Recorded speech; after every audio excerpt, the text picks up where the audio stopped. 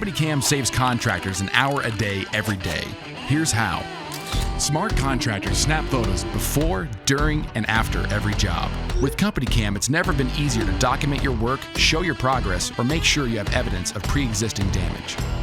All of those photos are stored in the cloud and not on your phone, and they're organized by project location. Don't worry about storage limits. With Company Cam, you can store as many photos as you want. Plus, all your photos are synced instantly to everyone on your crew with the app. You can even comment and tag other users directly on a photo or project.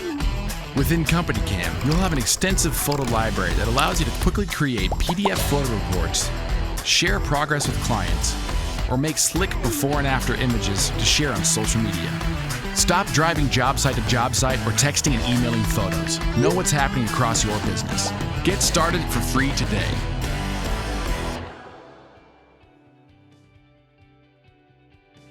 Welcome to The Successful Contractor, powered by Success Group International, a show for residential contractors about residential contractors. We chronicle business journeys, share insights, and celebrate successes in this wonderful industry. I'm your host, Bob Houchin. Hello there, SGI family and other contractor friends. I'm so thankful you're here. As a reminder, all episodes of The Successful Contractor Show are available on YouTube as well as your podcast player of choice. Also, if you're a non-member interested in learning more about SGI and how we can help your business grow both on the top and bottom line while becoming part of the contracting industry's largest network of contractors, we're having Profit Day seminars in my hometown, St. Louis, Missouri, Lansing, Michigan, Atlanta, Georgia, Little Rock, Arkansas, Nashville, Tennessee, and Salt Lake City, Utah. Give us a call at 866-299-8505 to attend. SGI members in those markets, if you'd like to come and share with everyone your experiences with the group, give your coach a call. We'd greatly appreciate your help. Today's show's a great discussion I had with Daniel Smith of Asbury Electric in Gloucester, Virginia. Daniel has a great story. He's one of those people who's been chasing success his whole life, and now he's found it. He's held a bevy of jobs over the year: head chef, union electrician, timeshare salesperson, owned an Amway business, ran a crane company, and sold water treatments. Eventually, it led him to starting Asbury Electric in 2010. It was a tough go. He started the business from scratch. He was mostly working for contractors. He dealt with that same old song and dance so many of you know. GCs paid late, didn't pay at all. Once it did pay, beat him up over his price. Daniel was frustrated. He found out about SGI through another SGI member, Derek Worstell of Pyramid Roofing. Thanks, Derek and Dan, two tremendous people. He made it to a Profit Day with his father-in-law, and he joined. About 5 years later, life looks drastically different for Daniel. As you'll hear, he says sales are 50% higher with the same amount of techs, and profit is 1,000% higher. I don't know quite about that, but it is much higher. And Daniel has huge aspirations, as he'll outline for us. This is a great podcast just for Daniel's story alone, but he drops some really good nuggets too that I think many of you will find interesting. He talks about a KPI he created which tracks how well his technicians build options and write them, more specifically how they use value building language. He talks about how they have over 600 club members, which I think is a huge number for an electrical only business. So he goes into how they sell those. He explains how he keeps his material percentage around 12%. He talks about why he switched to Service Line from Service Titan and how it's been a better value for him. And he shares some interesting insight into how he recently switched to piece rate as a pay structure and what it's done for his technicians and for his business. So without further ado, here's Daniel Smith of Asbury Electric in Gloucester, Virginia. I hope you enjoy it and take away a nugget or two. Daniel, thank you so much for being on the show today. Super excited to have you. For those who haven't had the pleasure of meeting you in person, can you share with everyone your name, your company name, and where you're located? Daniel Smith. I own Asbury Electric. Asbury is my middle name, and I'm based out of Gloucester, Virginia. Gloucester. Well, good. You answered my first question. I was going to ask about where Asbury came. So that's your middle name. That's a unique middle name. Is there any meaning behind it? It's my mom's maiden name, and very nice. She grew up in West Virginia. There's a huge Asbury clan up there, and so that's where it came from. Oh, that's cool. I like that. Well, we're talking for a very good reason. You had a great year last year. Maybe kind of share with everyone what you did in terms of revenue and any other kind of numbers you feel comfortable sharing. Revenue, we did right around 1.6, and we had a net profit of right around 10%, gross margin 62%. We did do a lot of reinvestment last year. We bought 2 new vehicles and set them up from scratch. We purchased all custom shelving and bins and $20,000 worth of material. Hey, I'm glad you could find a vehicle. That's all I feel like I see on our internal Facebook pages. Where'd you find? We're looking for this. We're looking for this vehicle, this type of vehicle. It's hard. It's hard these days. Oh yeah, we actually purchased an extra one just in case, because it's always good to have one extra. Sure. Sure. And so I'm really glad that we did that, because if we had to try to buy another one last year, it would have been really difficult at the end of the year. Yeah. But yeah. I've heard people flying and driving across country with trucks and vans, because that's what they got to do right now. Yeah. So how many service vehicles are you running? We're running 6 right now. We have 7. We had one person that was working out of the office go back into a truck. Okay. And we had one guy last year who was had a huge surgery, and so he was out for a few months, and then he just got recently put back into a truck. Okay. Now, this one that was in the office, what was he doing in the office and then decided to go? Was he like a service manager of some sort, or what was he doing? Yeah, he was, we were training him to be the service manager. We had a couple of new technicians that we thought we were going to be able to train up and have them in trucks, but they didn't work out. Yeah. Well, hey, that happens.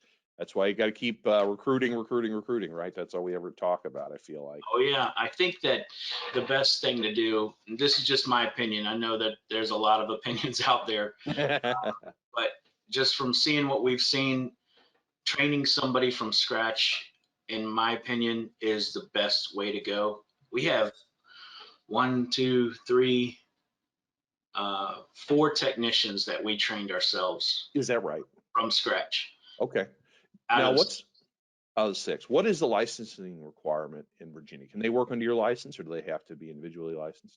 They work under my license. Okay, so that makes it every market, every city, every state, I feel like it's got a little different, so I always have to ask, because some people want to know, how do you turn around tech so fast? But we'll get into that training. It's easier on our end, but it also makes it harder, because you have got other companies who are training guys and they're not doing well at what they're training them. So we've experienced people saying, yeah, I'm an electrician, but no, you're really, you got some work to do. Yeah, that's true. Yeah, and I want to be sure to ask you how you test them out and figure that kind of stuff out. But before we get too deep into that, let's talk about the rest of your team. So you said 6 trucks, so 6 techs. Do you have any apprentices rolling with them, or no right now? We have 3 apprentices. 3 apprentices. That's excellent. And then how about inside the office there with you? Who's working with you?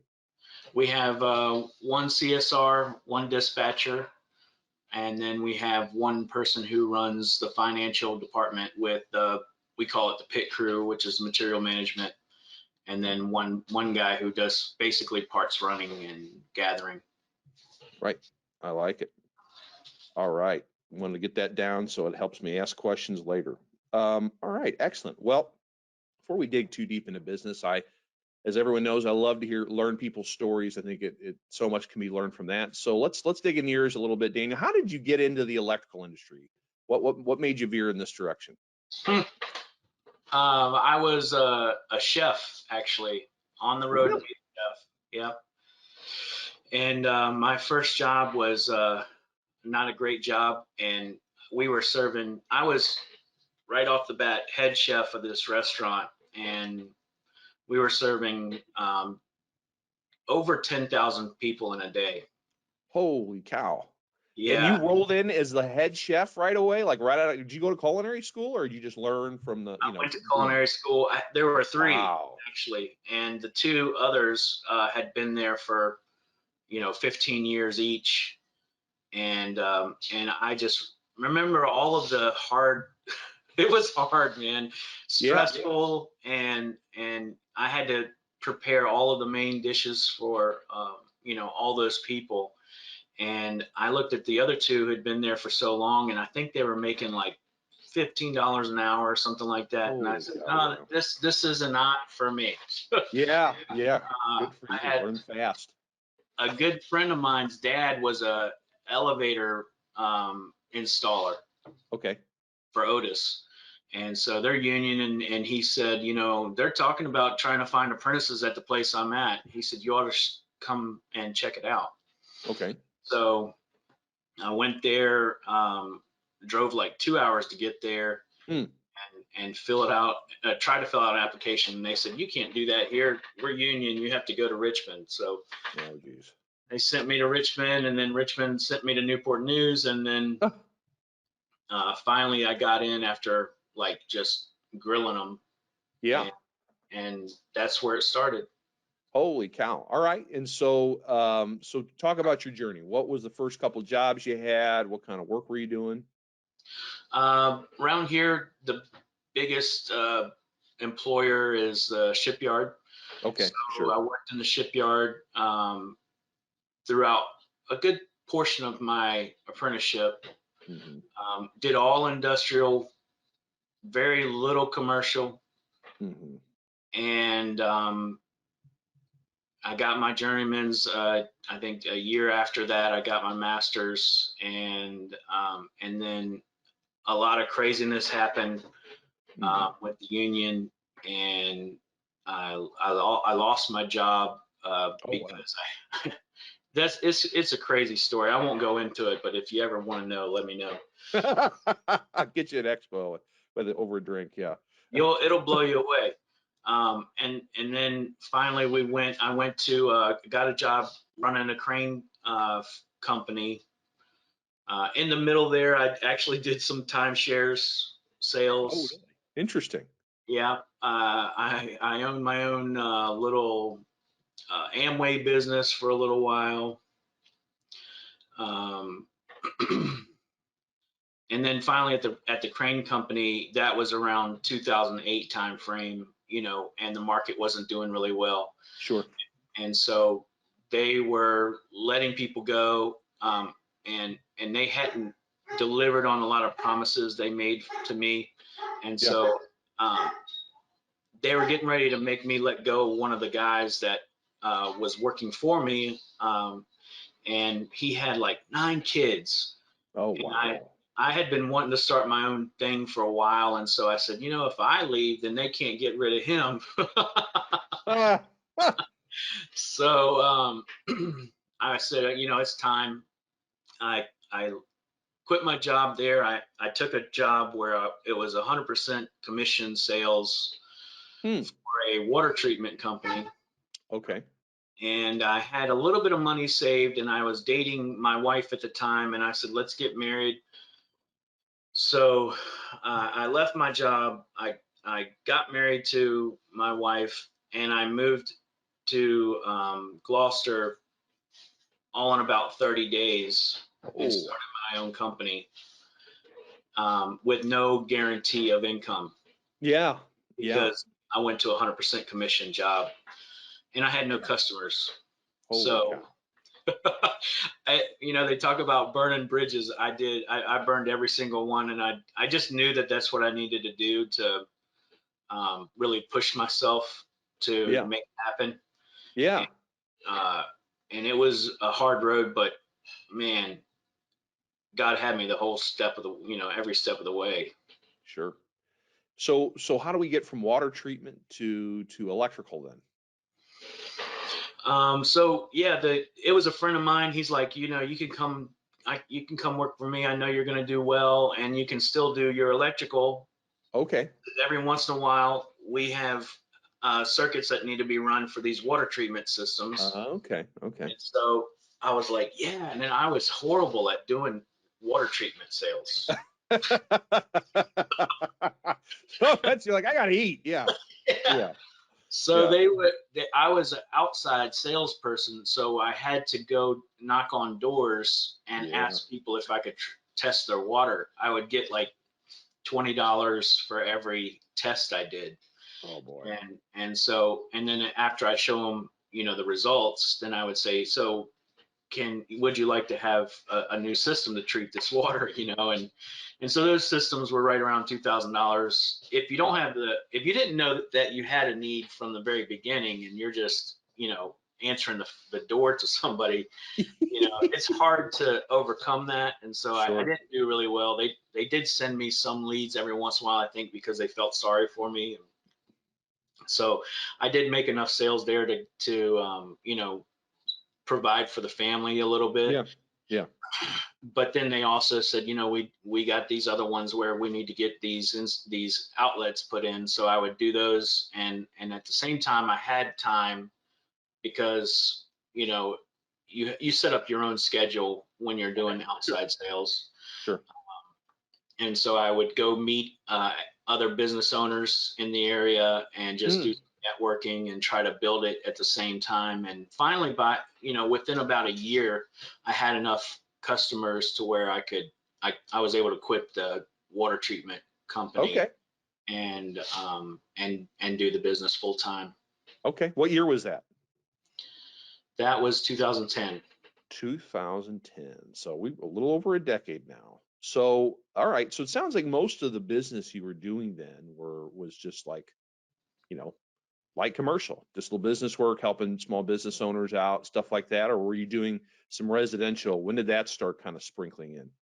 So my first customer, besides the water treatment company, as Asbury Electric, was a lady that I met at a networking event, and she said, "I don't need an electrician, but I need someone that can do some landscaping." And I said, I can do landscaping. Yeah. You make it happen, right? Yeah. And then that turned into, can I get some fans put up, and yeah, it was a lot of like commercial. The guy who rented me a house, my first house, he was a contractor. And so he said, I've been looking for an electrician, and, why don't you come take a look at some of the stuff I have? So I started work for him. I had a friend that had a contracting business, and I started doing some work for him. He was a master electrician, and so he knew I was a master, and he felt comfortable with me doing work. And so a lot of it was commercial. I had a really hard time trying to get, clients on my own, because I was so new. Sure. Yeah. I mean, you didn't buy a book of business or anything. You didn't buy anyone out. You were just scrapping. So, so did it eventually lead to working for some friends and family, or when did did residential really start happening after you met up with us? So before I met SGI, my biggest way of getting clients was BNI. So I joined a BNI group, and I found a contractor in there, and that's all I wanted at that time. Contractor work. Yeah, because it's easy to get a lot of work that way. Yeah. And so I had a few contractors that I worked for, and then any customers that I dealt with through them, they would pick up and call me sometimes after that I finished the job, So those are really all the clients I could get from that. And then I was just so sick and tired of those remodel jobs and those new construction jobs, and they're always telling you that you have to be there tomorrow, and they want you to do it for cheaper than you did the last one. And if there was a change order, they didn't want to pay you, or they it'd take two months to pay you on work you had done. And I remember one time we did this remodel, and they changed everything on me. And so I said, okay, no problem. I can fix all that. It's going to cost this much. And I don't know. It wasn't a lot, maybe $1,000 or something like that. But it was a lot to me at that time. Of course. And the job finished, and I went to the contractor, and I said, okay, here's the bill. And he said, no, that's too much. We're not going to pay you on that. And so I was just like, there's got to be a better way. I can't, I can't keep on dealing with this. And that guy was really well known, really big, and I just couldn't believe it. Yeah. Well, that's how. Didn't pay anybody. I had dreams that, I knew that I wanted to have some kind of maintenance plan like the HVAC companies had. With a subscription base, because I just knew that was the way to go. I didn't know how to do it, and how could that be a benefit for the customer? What are some things that I could put in that would be benefit for the customer? And so I was going on vacation with my family to North Carolina, and some SGI called me and said, we have a profit day. It was right in the middle of my vacation. I said, I'll be there. Really? Well, you were ready for something. You were ready I for was something. so hungry, man. Yeah. The person that actually told me about SGI was Derek Worstell with Pyramid Roofing. Is that right? Yeah. Now, how do you know Derek? My A&I group. Oh my gosh, that's funny. Yeah. Yeah. And so we met, and he said, Daniel, do you really want to grow? And I said, you don't know how bad, I want to grow. He says, well, if you really want to grow, you should come check this out. These guys really know what they're doing, and we're doing it. And I knew that if a company who's got 20 some trucks is telling me to go check something out, I should listen. Yeah. And so we got it scheduled. I actually went on vacation, took a plane back on that day to go to the profit day, had my father-in-law pick me up, and he's like, so what do you think? What are you trying to get out of this? I said, I don't know, Fred. They won't even tell me how much it costs. So I know it's going to be a hefty amount. Yeah. So I said, I don't know how much it costs. I don't care how much it costs, but we're going to do it. And so I've got to do something because I can't keep going on like this. Yeah. And so he took me to the profit day. We looked at it. He goes, what do you think? I said, I told you, we're doing it. Wow. Yeah. What did you? So this was your father. What did your father? What's your father-in-law's background? What kind of business did he work in, or what's his background? Retired Coast Guard. Okay. So what did he think of this whole thing? He's just looking at you a little side-eyed, like, oh my Lord. Like he was like so skeptical, especially when we started getting into it, man. He's like, I don't know, Daniel, this, I don't know if it's going to work. I said, he's like, have you looked at enlisting? Have you look at how secure this is? Pitching Coast Guard to you right there. Yeah. Oh, it's so funny, man. You could see some pictures. My office was in my daughter's bedroom for a while, and we had all these file cabinets in there, and I got a picture because Fred was the guy that was answering the phones in that office. Really? For probably at least a year. God bless him. Yeah, I had all three of my girls living in one room, for a while there. Yeah. You just do whatever it takes. And so the growth that we've had since then, that first year, I know when I came back from EP, this was in 2017. Okay. I said to the team, I said, look, guys, we're going to be making some changes. Yeah. I can't remember how many texts I had at the time. It was probably 4 or 5 at the time. Mm-hmm. But I said, we're getting ready to make some changes, and I know it's not going to be easy because you've never done anything like this before. I just want you to promise me that you're not going to go anywhere. I said, yeah. I said, I know it's going to work. I think it's going to be the best for you guys. I know it's going to be better for us. Yeah. So give me 6 months. If it's not good after 6 months, then, do what you feel like you need to do, but hang in there with me. I promise it's going to be good. Yeah. And they did. Some of them aren't with me anymore. Sure. A good portion of those guys aren't with me anymore. Yeah. I mean, it's 5 years. Yeah. But man, I never showed a profit. Never ever showed a profit in those days. I'm impressed you knew that. Most guys, so it's like, well, I just keep an eye on a bank account, and as it goes up and down, and then it goes really down, and then go a little up, a little bit, it's that yo-yo effect. Yeah. Yeah. And it's crazy because we have the same amount of texts that we did then. Mm-hmm. And we have our revenue is, at least 50% higher, and our profit is, 1,000% higher because we had.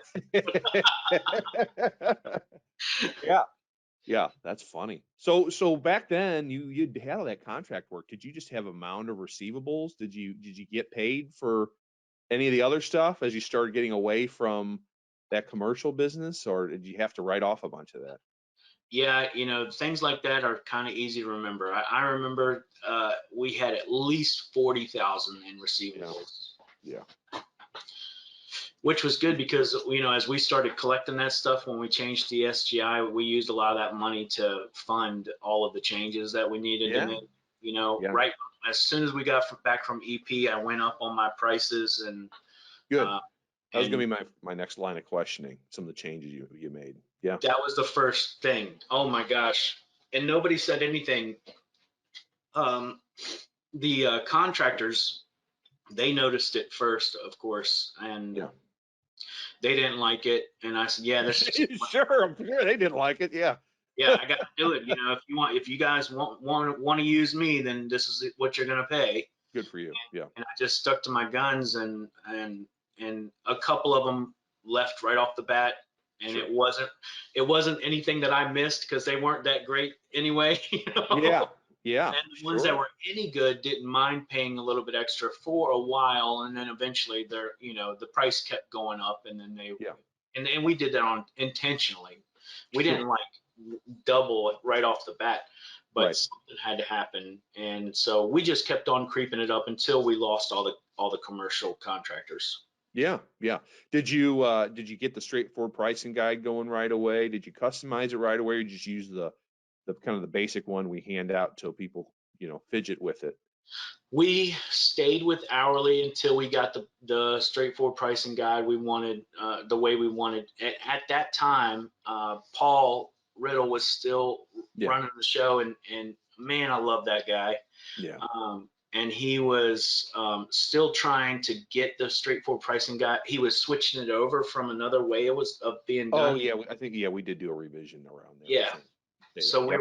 we were waiting for that revision to come through, and as soon as it did, then we started. Mhm. We rolled it out. Yeah, no, Paul is a great man. We miss him.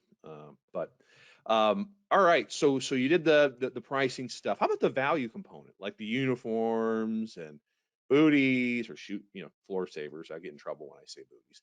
Floor savers, mats, all that stuff. Did that come right away? As you're increasing your price, you want to increase that perceived value. So when did Yeah, that happen? we just did one thing at a time, started knocking out one thing at a time. I think Yep. one of the things that we started doing, we got all of our trucks were just vans, nothing on them. So we Mhm. started putting lettering on those, and started trying to get stock in there, and uniforms. Yeah, trying to get the professional look. I don't know if they still do it, but back then they gave you a laundry list of what you needed to do, and then you would graduate to the next level where you got to meet your coach. And Yeah. so my coach was Sonia, and I just was like chomping at the bit because when I was at EP, the table I sat at was Sonia. Uh-huh. She was being trained to be a trainer, I guess, at that Yeah. time. And She might have Miss, been new actually, that 5 years ago. She might have been new to us. Not new to the industry for sure, but new to us. she was coming from Milestone, or still at Milestone. Milestone. Yeah. And Missy was still with Milestone, and she was Yeah. coming to be trained. And Yeah. John Kuykendall, who just joined SGI, Yes, he did. Yes, was he did. also at my table. Yeah. And Wow, you had a list of people right there. dude, it was like, this is awesome. My mind was blown. It was, Yeah. I don't know. God does things in mysterious ways, and I got to go out to dinner with them that night, and we'll never forget. It was just an adventure. Those Sonya, three personalities. Yes, it is an adventure. Yeah. but I got to talk to John. John blew my mind, man. The way he was telling me the money he was making as a technician, as an electrician, and then to go to HVAC. And then also I got to talk to him about, my dream of having this membership. That Yeah. part really got me. And so I'm like, John, how in the world do you justify charging them every month? What is it that you provide that makes it worth their while? He says, oh yeah, you just go in, tighten the connections in the panel, change the batteries in the smoke detectors, put silicone around the boxes on the outside of the house. Yeah. And he says, yeah, man, they love that stuff. And I was just like, oh my gosh, how in the why? I'm so glad they've already thought all this stuff. It would Yeah, have taken me 10 years to figure that out. yeah, Good yeah, grief. yeah. That's really funny. So when was that? When was this? Was this at EP? You said you had these discussions, or was that at like a training? That was EP in 2016, the end of Okay, 2016. okay, very good. All right, all right. So you're on board, obviously. There, you're doing the pricing. We talked about some of the slow image changes. When did you start going more into the training? And learning how to really use the guide so you can present it to homeowners, and really sell the value and get them to understand, all the steps of the service call that we teach. When did that come? I think I just did a lot of improvements off the bat Yeah. and on how we were doing things, but not really coaching them so much on everything that I was coached on until I went to the Service Essentials class at On Okay. Time in Alabama. Oh, nice. So you went to Carrie's place. That's good. Yeah. And so again, here my mind is blown again because I look at Carrie's organization. I'm like, this is awesome. Yeah. That's actually where we got the idea for our vans, the custom shelving, putting Yeah. all your vans in or all your ladders inside the van, Mm-hmm. and just looking at that whole nother level of Sure. quality service. and Right. and so I wanted to steal Carrie's price guide at that time, and I was Mm-hmm. like, trying to hide it under my shirt.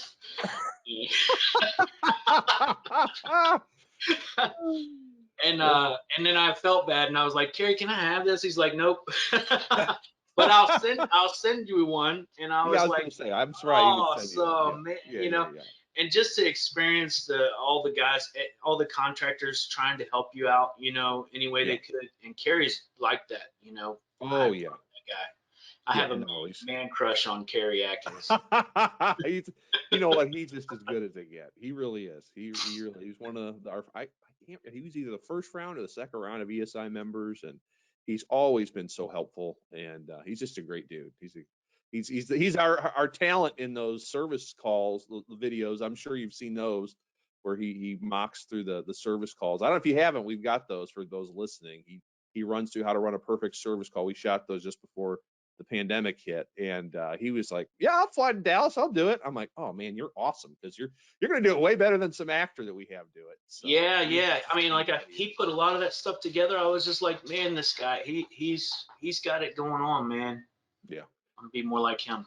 yeah, yeah. Well, you're getting there. You're getting there. And there's also so many great members. It makes it fun. All right, so the training, you started seeing their service essentials.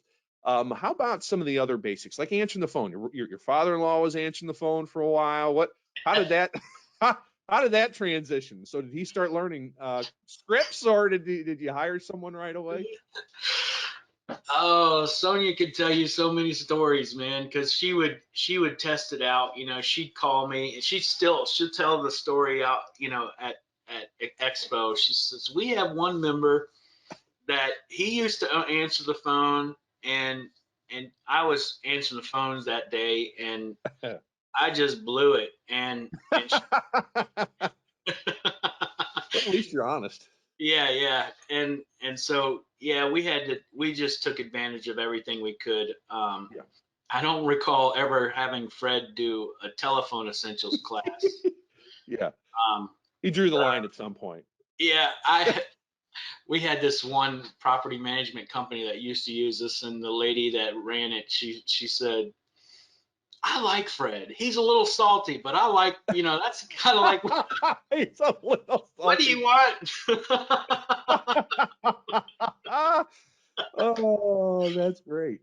I got Mm. to meet Fred. He's the star of the show so far. Oh, you would love Fred, man. Uh, He's a trip. But yeah, we had it all wrong, and just, a little bit at a time. We listened as much as we could, watched all the mhm. videos that we could, and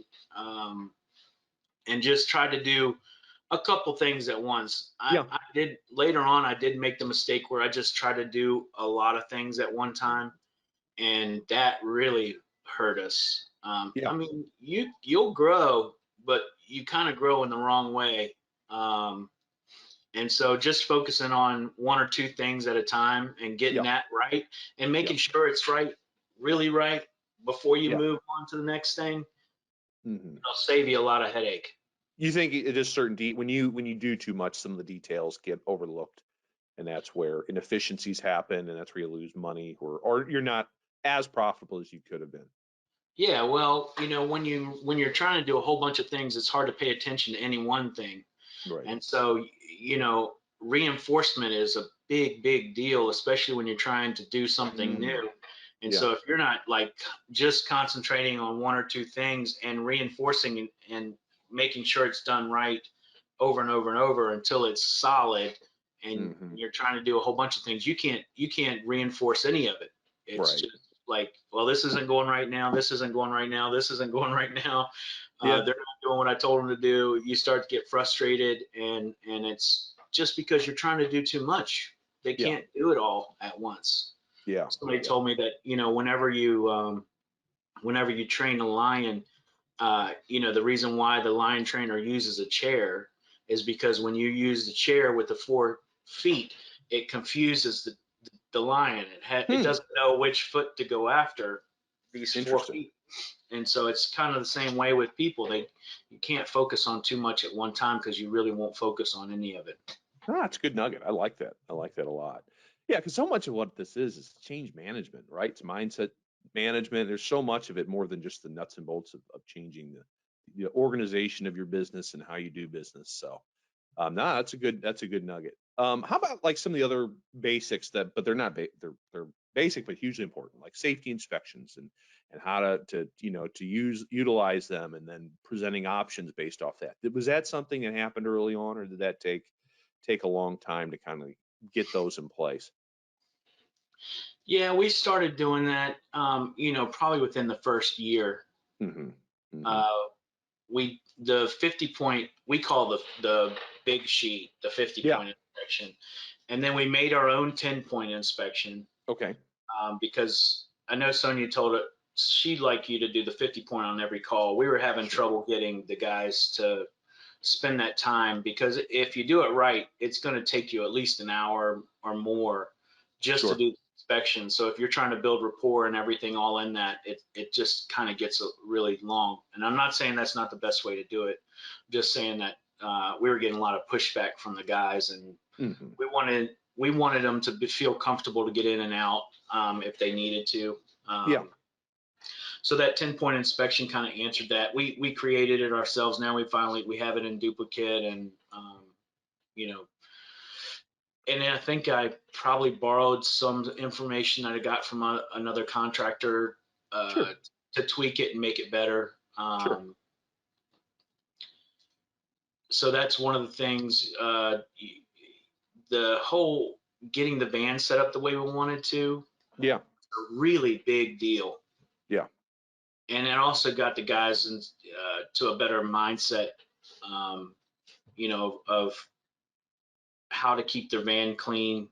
Right. I don't know if you ever experienced it, but if you're running a truck and you're not organized, you end up having like 100 of one part and none of another part. Sure. And it's Sure. all piled up in the middle. Right. So I think that was a huge deal. It made the guys feel a lot more professional, and of course we did have to weed some people out. There, when I first told them, when you do a panel package, it's going to include a disconnect on the outside of the house. Mm-hmm.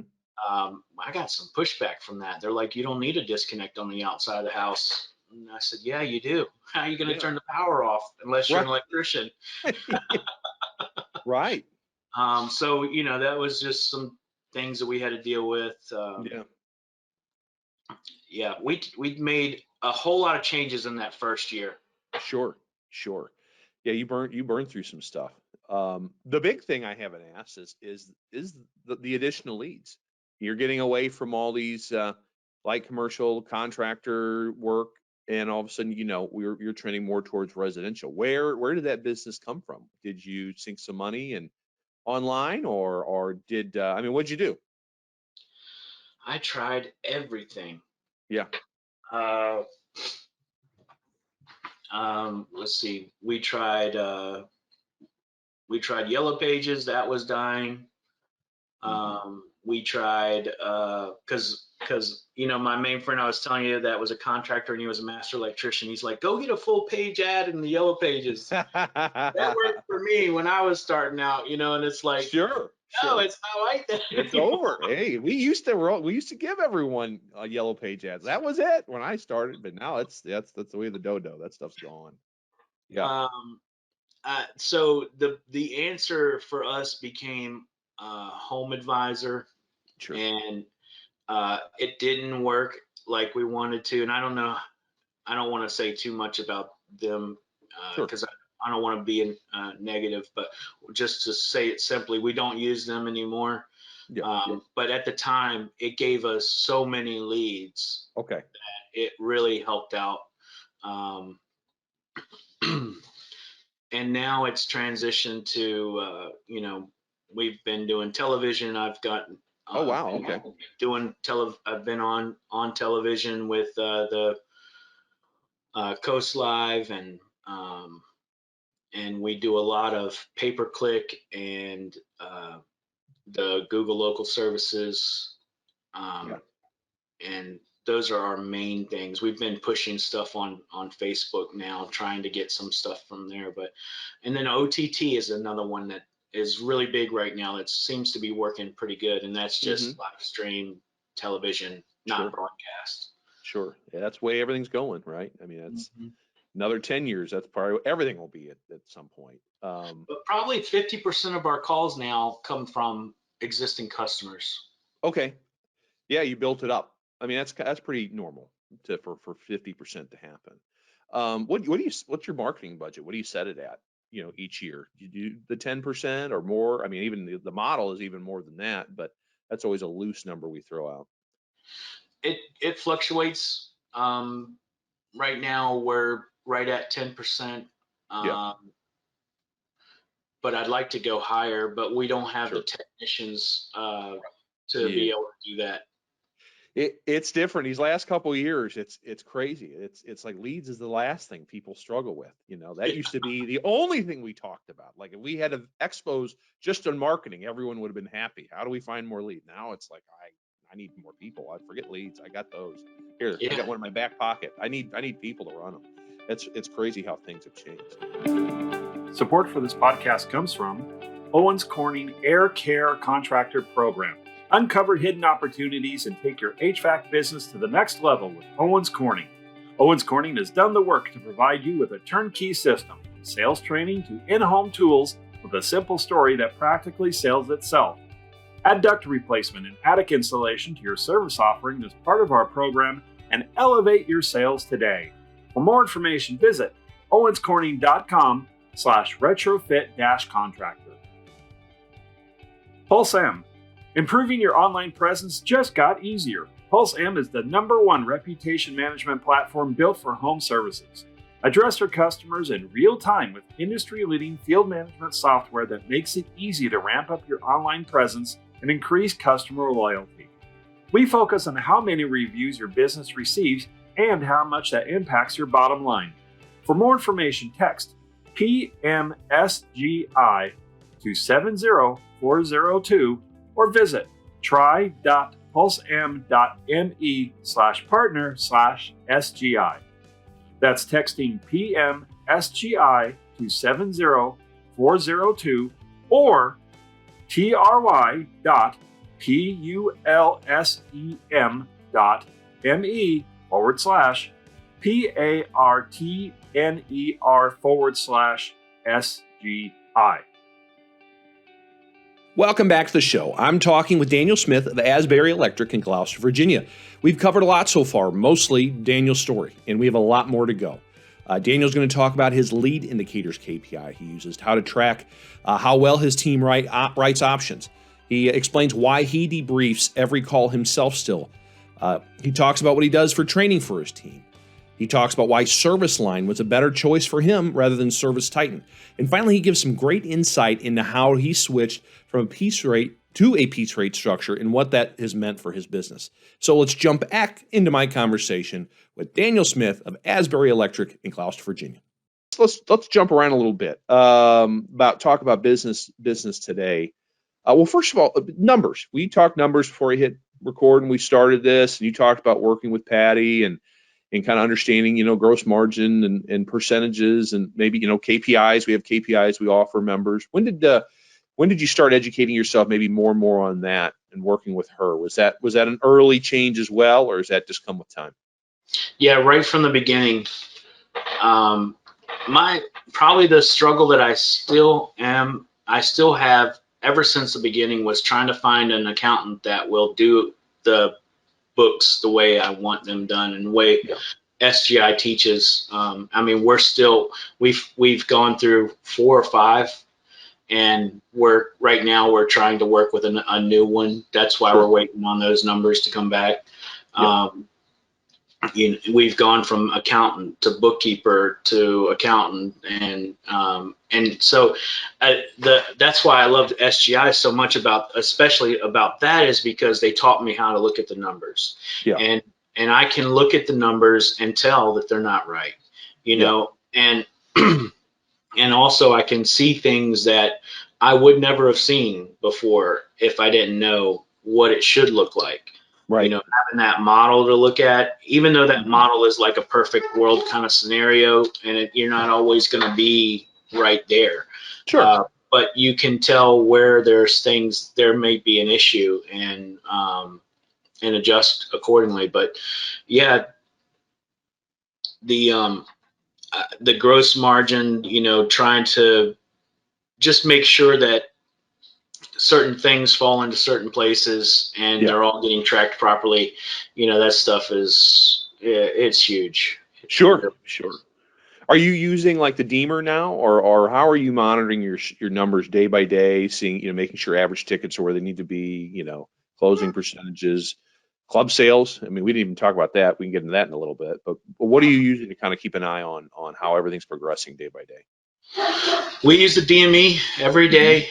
I review invoices every day. If I'm not reviewing them, if I have the manager reviewing them, and I also have my own spreadsheet where I track separate from the DME, because I want to make sure my numbers are congruent with the person that's putting the numbers in DME. A backup. So I track, closing percentage, average ticket on my end and compared to the DME. And then I also look at lead indicators, and lead indicators are what we do up front that we get the lag measures from. And so a lag measure is your closing rate and your average ticket. But those are lag measures, and it's hard to change those if you don't know what they're doing up front. And so a lead measure is, I'm placing bets on what's the most important thing that we can do at the customer's house to improve our closing rate and average ticket. Interesting. So my 2 bets are building value and giving 3 options. Yeah. So I track a percentage on how often they're doing that. Oh, okay. And it's so cool how you can say, if you're doing, if our top technician in regards to lead indicators is building enough value, and that's putting value statements in the options so the customer sees what's included in that means that they talked about it, right? Yeah. And they're building 3 options. Whoever's doing that at the highest percentage has the highest closing rate and the highest average ticket. It's funny how that works that way.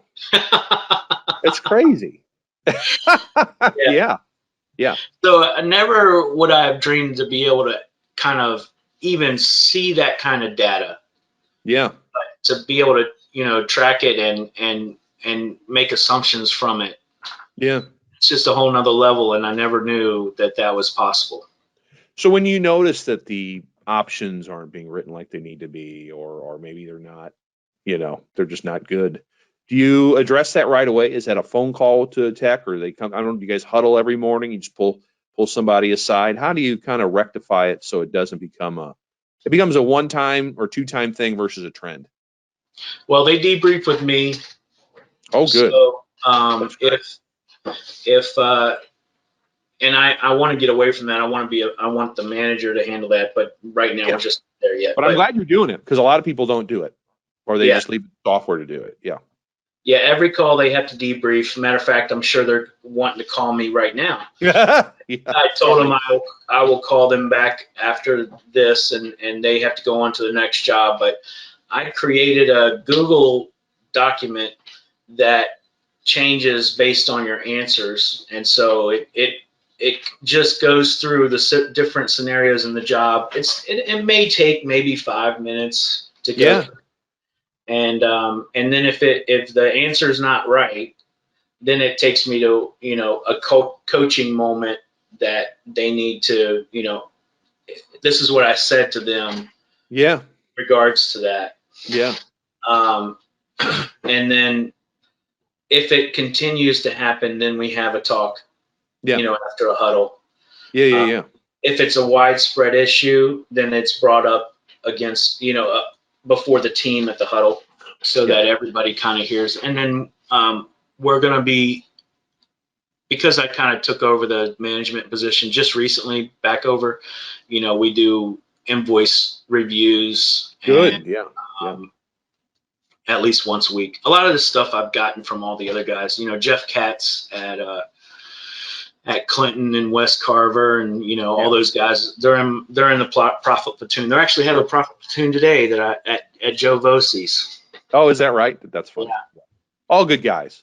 But those are that's the basics. I mean, that's the system is doing the debriefing, right? It adds accountability. If you got to call someone and tell them what you did, and you didn't do the full system, how you've been taught to run a call. You got to tell somebody, and that's not a pleasant discussion. So it's just a lot easier to do it right the first time, and not have to deal with the stress. And then everyone does better. It's funny how that works. Yeah, and it depends on how often they're doing it. If they're doing it often, then it gets a little more serious. Sure. Look, I told you this over and over. Right. And you should know better by this point. Now we're having this talk, and I'm expecting that it's not going to be this way anymore. Right. You're going to do it. Right. And so that transitions nicely to training, right? So you taught them up front, they're not, you don't just throw them to the wolves and go figure it out. Oh, and did you do all this stuff? It comes with training. So what you guys do, daily huddles, it sounds like. How frequently do you do more in-depth training on how to run the service call, and maybe some role playing, or what do you guys do? Well, my training at the beginning was just that. Go. Throw them to the wolves and say, figure it out. Look, just call me if you have any problems. See how much you've grown since then, Daniel. Yeah. Oh yeah. So now it's we are putting together training for February, but we do we've sent everybody to Service Essentials. Majority of the guys to advanced electrician. Oh wow. That's great. That's an investment. Yeah. Yeah, we're LA members, so we just pay monthly for that, or weekly, and then we get to do as much as we want. Still got to fly them though. I mean, they're out of the field. That's a great commitment, but I'm sure it's borne fruit. So yeah. I mean, there's a couple of them that are close enough for us to drive to, but hotel stay, but it's so worth it. I mean, you see their tickets go up right away, and their closing rates go up right away. They have more confidence. Yeah. And it is something that we need to do more of. Last year was insane. So, got to get back into the groove of things. Sure. But yeah, we have daily huddles. We don't train as much as we used to on how to do it, because they know a lot of it, but still you got to go back through and, watch the videos. And so, yeah, we do that. We don't have huddle every day as we have done. Right now we're doing 3 days on, 2 days off. The other 2 days, we just meet in the parking lot and see if anybody has any issues and let them roll. Yeah, So for it still sure. is kind of like a huddle, but they're there getting parts anyway, so it's just like see each other, say hi, and roll on. I think that's a big part of it. I know people that have dispatched from homes, and I like the camaraderie of seeing people every day. I think there's something to that, and you can if something pops up, like you said, you can address it, or it's just, how'd you do, how you doing, how the kids doing, that kind of stuff goes along. It just goes a long way to me, So Yeah. it's a people business. You're serving people. It's good to see your people, but. So I was going to ask about materials. So your guys stock their own trucks then every day? They know what they need. They use the day before, and they just go ahead and grab it right at that point? So we don't have a warehouse. I'm still out working out of my house. Oh, okay. We meet at the church for huddle. Okay. We have a conference room in there, and our material guy meets the guys up there. If it's a big install, then they do come back here. We do have a small warehouse basically. Yeah. So any replenishment stuff they get there at the church. Okay, that's interesting. All right. And that's done every day. Mhm. But big installs, they come back here and get their parts. Okay. So But you've done your best to keep them out of Home Depot. No, and I love everyone from Home Depot. They're friends of ours. Oh, they can go to Home Depot if they want, but they have to get approval. We do everything at the counter. It's a text to approve. Yeah. And it goes through Home Depot. Yeah. But yeah, our material percentage is really low. I know some people are saying it's even over 14%. I think we're around 12%. Oh, that's great. Yeah. Yeah. Well, and a lot of it is just lost man hours. I've talked to many people. They're like, oh, we'd have a great meeting. And then another SGI member would be at Home Depot. Like, oh, all your trucks are here. You're not making money right now, and they have that issue, and it becomes an issue. So, but if you make sure the trucks are stocked right, there's no more Home Depot hangout. They're so strict about it. I think they're a little too strict about it. Because sometimes we have to wait to do an install that could have, you could just run to the store and get that and go back and put it in. But they're like, no, we want to order. We get better pricing, and I don't argue with them too much on that. But there could be some pennies saved if they ran to the store and got it in some cases. But the system they've got is going really well, so I try not to mess with it. Yeah. You said system. I got to ask. You are a service line member, correct? Yeah. And how long have you had that in place? I guess that's about year and a half. Oh, okay. 2 years. 2 years. So not too terribly long. So how's that helped manage your techs and seeing what they're doing in the home and all that kind of stuff? It's awesome. Mm-hmm. I mean, we had Service Titan, which was awesome. It was more than we needed. Okay. It was hard to really know that the numbers were accurate because everybody had to be doing things just right. And you know how it is, unless you have a perfect team, which I don't have a perfect, we don't have a bunch of perfect people here. I'm still looking for the company with the perfect people. So oh man, years later, no, that doesn't exist.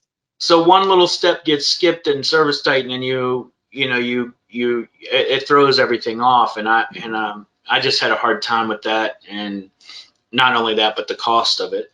Yeah. And so we just saw the difference would be that we'd have the essentials, what we need. Yeah. And then it's the price was like, that's a no-brainer. So it's been really good, and it does everything that we need it to do.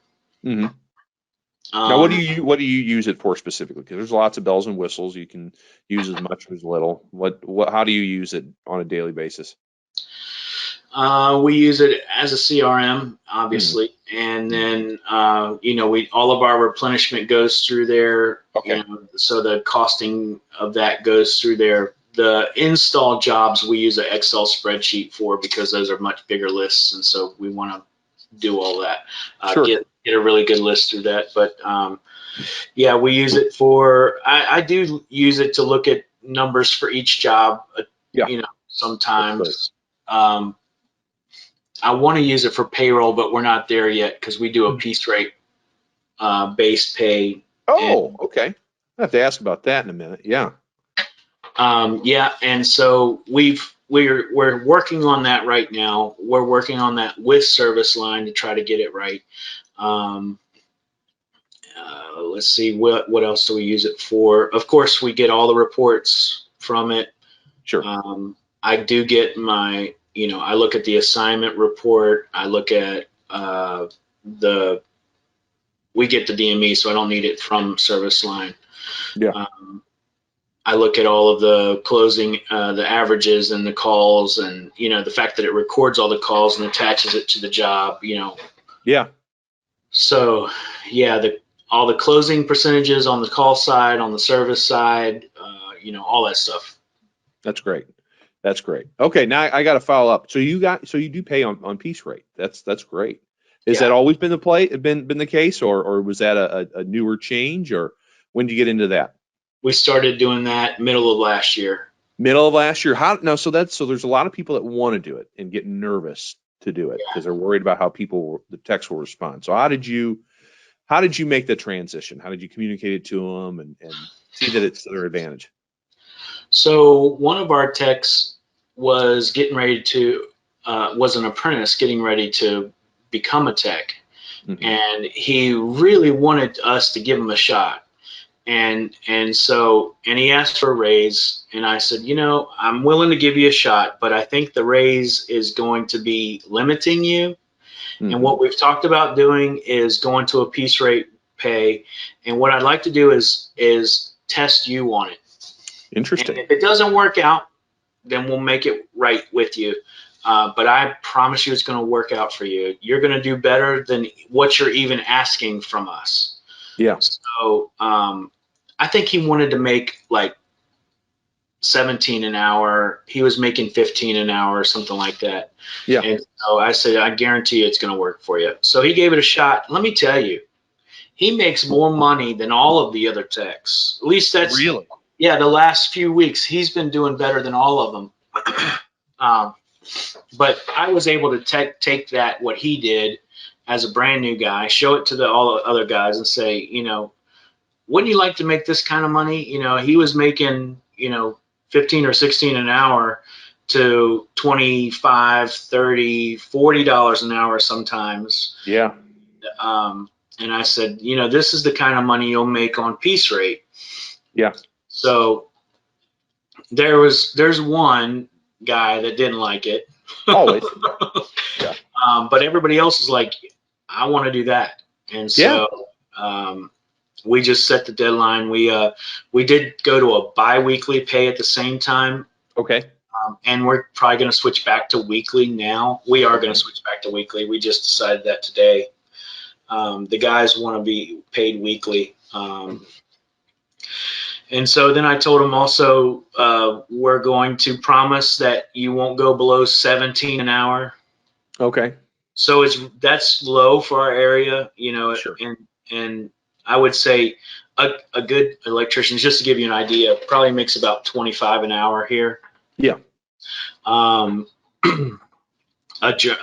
licensed electrician, there's a lot of people that don't have licenses that are electricians, so that kind of plays a part too. But so we told them, guaranteed 17 an hour, and that's because we don't want you to make 17 an hour, but we don't want you to be hurt if you have a bad week. Yeah. And just to let you know, the guy's name is Don. Don's been doing it since February last year. He's hit that minimum one time. Is that right? In that year. Yeah. And so we guaranteed him that 17 an hour, and a couple of the guys have hit it once in that time frame.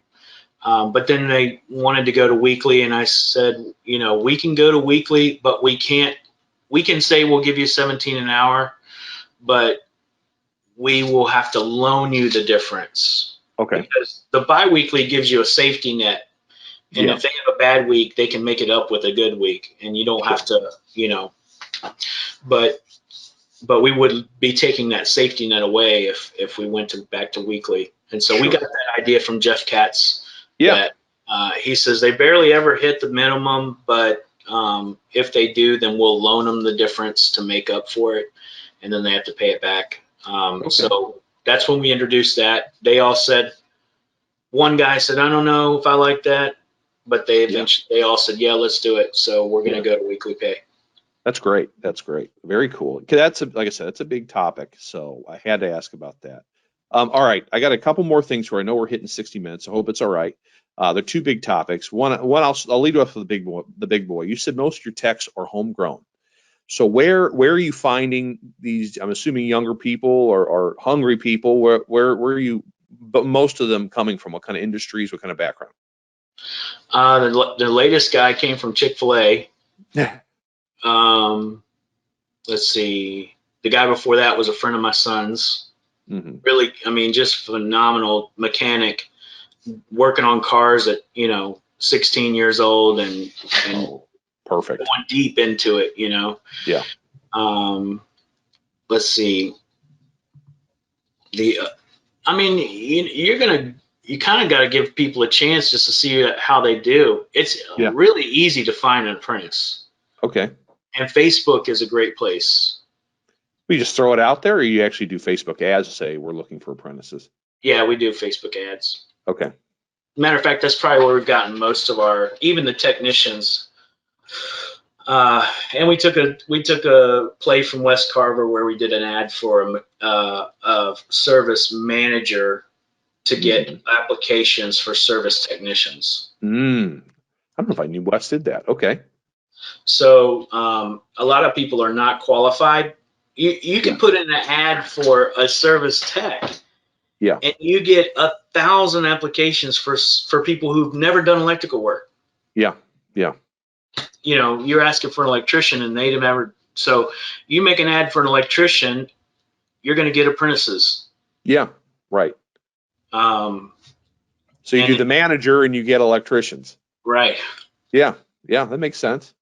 And you go, hey, we can make more money as doing what you're doing now. Just come over here and do it. Exactly. Yeah. And that's interesting. It works really well. They're not qualified to be managers. I found one applicant that was that qualified. Okay. To be a manager, but he does all commercial. Yeah. So it's hard to transition from that. Sure. So you said, okay, of the 6, 4 were internal. You grew them green, and two. So the 2 that you did not grow from the ground up. How did you ensure or feel comfortable that they knew what they were doing technically? What do you do to try and test people or see what their capabilities are because of the licensing rules you have to deal with? Well, so Deontay was with us before SGI. He came from a company that does it this way. Okay. They don't do it SGI way. They do it another way. They're called Michael & Sons, big company out of DC. Mm-hmm. And but yeah, I used to make my own tests. Okay. And now we use the tests on the hub. Okay. Yep. You can see real quick, like, you're not really an electrician. You're a wire.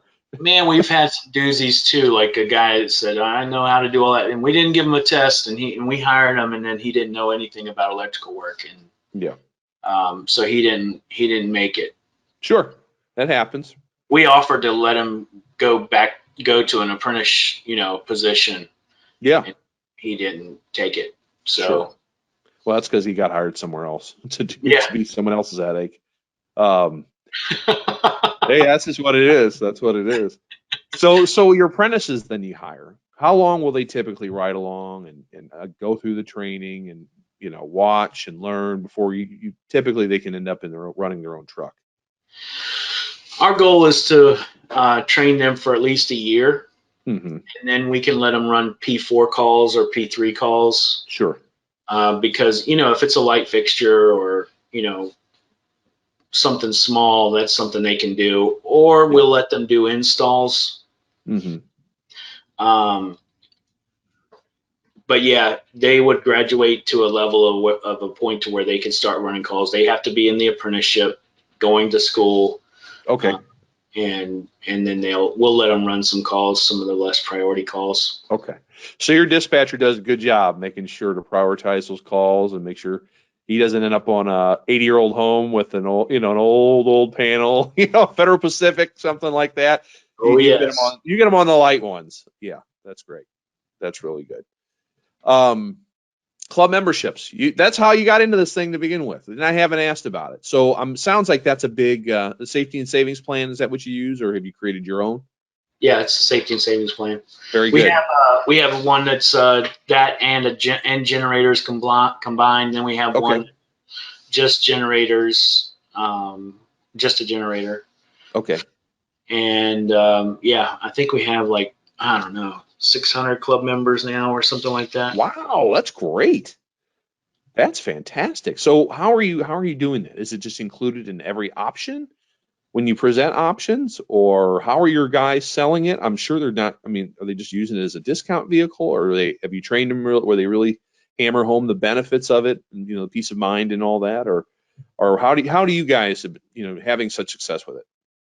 I've always told them, never focus on the discount. It's always, pick your two favorite aspects of it. Okay. And talk about those two things. The discount is the icing on the cake. Okay. When I started tracking those lead indicators, yeah, putting the value and everything in the options, what I think I'm going to start doing is including the membership on the top option. Okay. And then letting the other two just be without the membership, and if they want to put it in there, they could. But I haven't, fully decided on that yet. So that's not something that you routinely build into your options right now.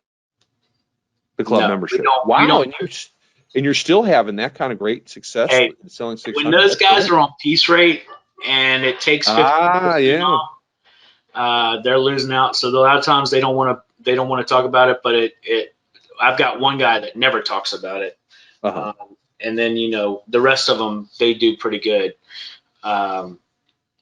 So yeah, I think we had 16 new club members last month. It averages right around 15 a month we get on new clubs. Okay. Now, how are the warranties different? I mean, what do you guys do with your plan in terms of enhanced warranties and stuff like that with your plan?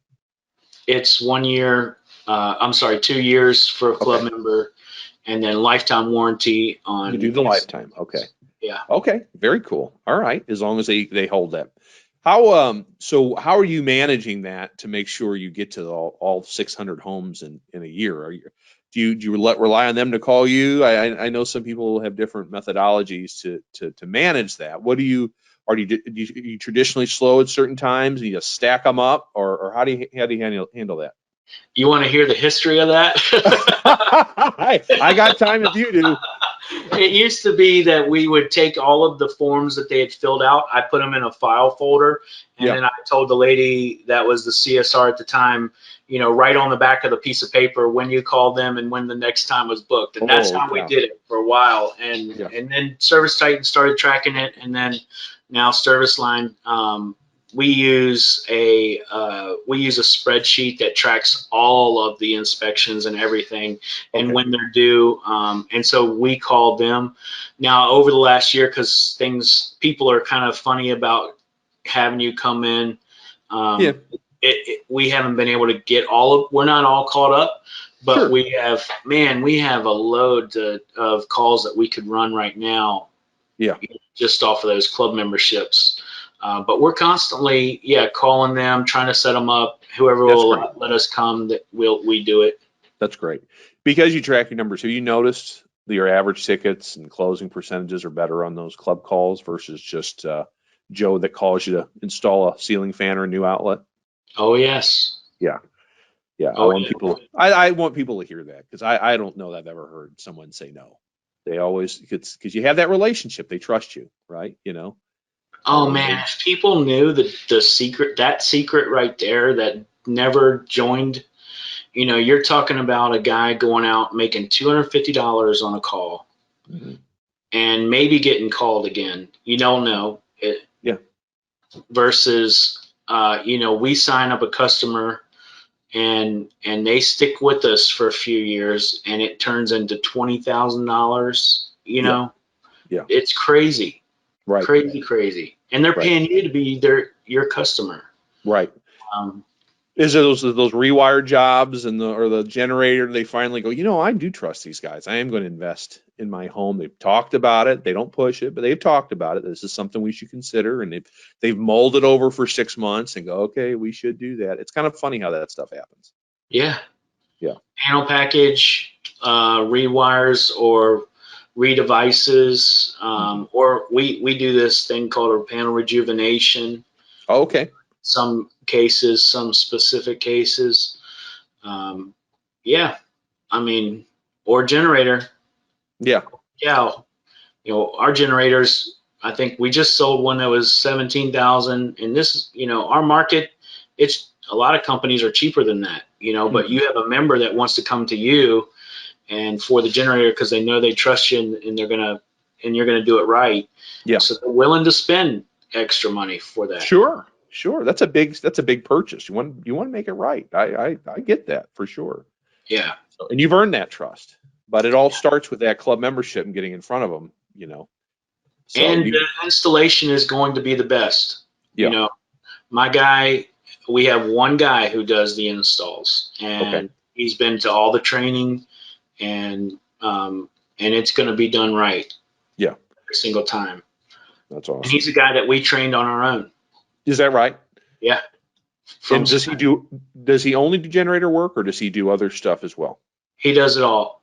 Okay, he does it all. He just showed a talent, and that you said, let's go ahead and invest into that talent. Yeah, at 16 years old, he was a maintenance manager at a facility. Wow. At 16, his dad taught him everything. His dad passed away when he was really, really young. I think he passed away at 15 when he was. So 15. He had to grow up. Yeah. He had to grow up really fast, and he was a diesel mechanic when we hired him. I want to say he was 18 when we hired him. Yeah. And old soul. Man, he just as far as mechanics go, he's just as good as they come. That's cool. He doesn't feel super confident when it comes to dealing with the customer all the time. Sure. But I told him, he was going to play professional ball until he blew his arm out. Really? That's interesting. And I was like, man, I said, you got it in you. All you got to do, that's a mindset, and that's heart. Great baseball players don't lack confidence. So he's got it somewhere. Yeah, you're right. I said, if you've got that, I can't train you on that. If you've got that, there's no limit to where you can go with us. Yeah. And the company that he came from was at the shipyard, and they threw him out, man. Didn't see his potential, and I snatched him up, and I was like, dude, come on, let's go. That's great. That's great. You poured into him, and he's doing some great work for you. That's very cool. That's the neat part of this industry, seeing people blossom. I enjoy seeing members do it, and you guys get to see young people or just hungry people take advantage of opportunity and doing it the right way. That's awesome. All right, Dan, I've taken so much of your time, more than I expected, but you were great answers. But let's kind of put a bow on it. What do you see for the future for yourself for Asbury Electric? Where do you want to take this thing in 5 or 10 years? Do you have any grand plans, or you just want to keep growing 10, 20% a year? What do you think? My vision is to be the largest, most successful electrical company on the East Coast. I know Jeff probably has something to say about that. I know I got to get him on. He's probably mad at me, but yeah, you got two great operators. Yeah. I would never do anything to compromise what they're doing out there in Baltimore. So, if we have to draw a circle around his service area, go everywhere else. or Wes Carver up in PA. Yep. All those guys, they're like really good friends of mine. But that was the goal that was put in my head, and we're going to start out by trying to open up 2 more offices about an hour away from here. Oh wow, okay. Right now we're just, I've got it made at where we're at in this house because the company's paying my, it's my mortgage is going to be paid off in no time because, we'll pay rent here and everything. Sure. And, sure. But we're gonna get an office because we need to, and get out of the house, and then we'll move on to Virginia Beach, and then we're gonna go up to Richmond. But once the processes are really solid, everything else you just got to find some good people and teach the processes, and it really is. Yeah. It should go like wildfire. That's cool. That's cool. All right. Very last question is: any advice you'd have for just other SGI members, or any? We've got a lot of people that aren't members that are contractors and just want to learn on just how things you would have done differently or wish you'd done faster, or just anything in kind of wrapping up you'd like to impart to those listening or watching. So if you're not doing anything, do something. Because I've taken both sides. That's true.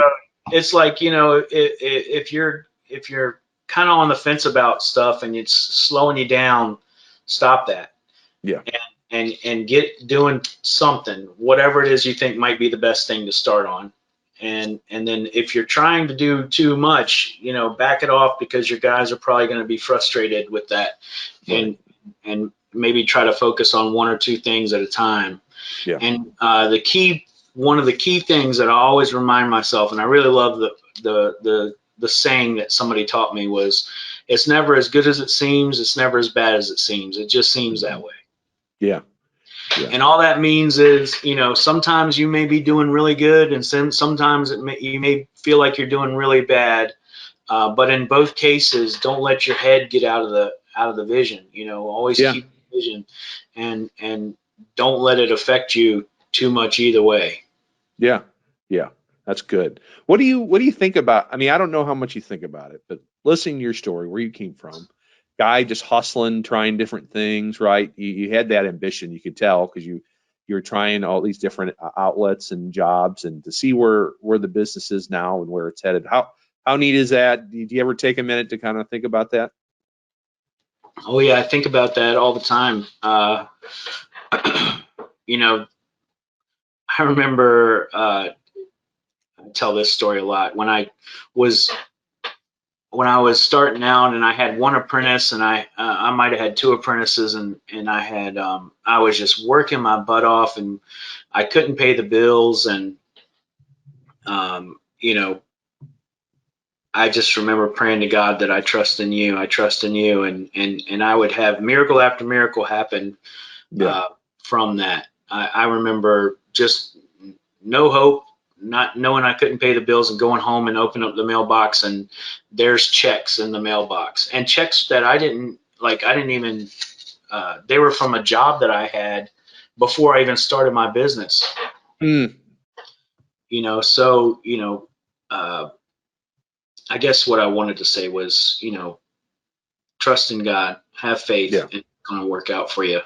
I don't know if I answered the question or not. That's good. Well, whatever you said is what it was meant to be. That's good. I like it. So Fred doesn't think you're crazy quite as much anymore. Maybe still a little bit because he's father-in-law, but he doesn't think you're completely crazy anymore. No, man, we have such a great relationship. Oh my gosh. And we used to fight like crazy. Oh yeah. Sure. I told him, he was in a huddle one time, and he said, "Man, this stuff, it's too expensive." He's undercutting you right there in front of everybody. I said, "Fred, you can get out." Yeah, you guys are stuck with each other. Oh, that's funny. Oh man. No, yeah, dude, we've been through a lot, and it's been challenging, but man, it's been what growth. And like Gus says, we're not here doing electrical work. We're developing people that's it, and when you look at it like that, it just makes you think a little bit harder about the importance of how you treat people and how you recognize where you're at and what you need to be doing, because it's not all about the money or the electrical work or anything. It's about growing people and helping everybody become better. Yeah, you're growing, so they're growing, right? I think it's it all works together like that. Well, awesome. Well, Daniel, thank you so much for more than an hour, but I really enjoyed talking to you, and I think people are going to really enjoy this interview. So thank you, sir. I really appreciate it. You're welcome, man. Anytime. That's Daniel Smith of Asbury Electric in Gloucester, Virginia. Thanks for joining us. If you feel like you have a great story worth sharing that would also help other contractors, email me at bhouchin@yoursgi.com. Also, if you enjoyed today's show, if you're on YouTube, give us a like and subscribe. If you're on your favorite podcast player, please leave us a 5-star review. And please join us for future episodes. It's my promise to you that we will continue to interview successful contractors and other influential individuals in the residential contracting world. This has been The Successful Contractor, powered by Success Group International. Support for this podcast comes from Staples. Staples is the leading provider of office supplies, offering a vast selection of products and services. Over the last 2 years, Staples has also become one of America's largest janitorial suppliers as well. From your everyday business essentials to your office furniture, printing, facilities, and break room, Staples can do it all. Staples offers benefits to help create efficiencies in procurement and consolidate vendors to streamline internal processes. Visit www.staplesadvantage.com to learn more. The Successful Contractor Podcast is part of the Success Group International family. SGI is the largest member-owned best practices organization for independent residential services contractors. SGI provides its members a competitive edge through proven proprietary management tools and expertise, marketing programs, training, and group buying power, along with a highly active and eager to help membership. For more information about Success Group International, visit www.yoursgi.com.